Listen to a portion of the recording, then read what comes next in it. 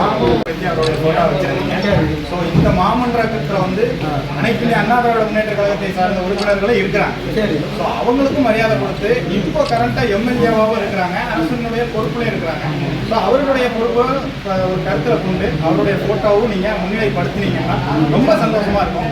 இல்லை அப்படின்னா நீங்கள் யார் போட்டோவும் வைக்காம நடுநிலையோட ஒரு மேயராக நீங்கள் செயல்பட்டீங்கன்னா ரொம்ப நல்லா இருக்கும். அனைவரும் முன்னாள் முதலமைச்சருடைய அவருடைய படம் மன்றத்தின் தலைவர் கோரிக்கை வைங்க.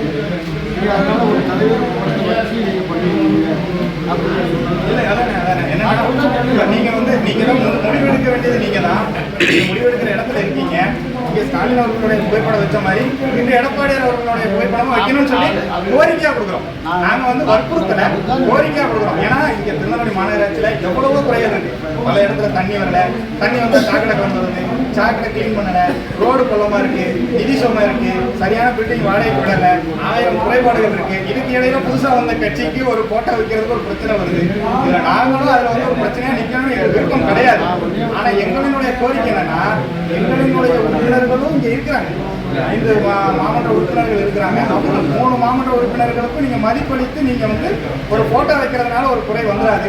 இல்லை அப்படின்னா உங்களுடைய மதிப்பளித்து நாங்கள் உங்களுக்கு மதிப்பு கொடுக்குறோம், நீங்களும் எங்களுடைய மனநிலைமைக்கு மதிப்பளித்து பொதுவான ஒரு ஆளாக இருந்து நீங்க அப்படியே வழி நடத்தலாம். ஃபோட்டோ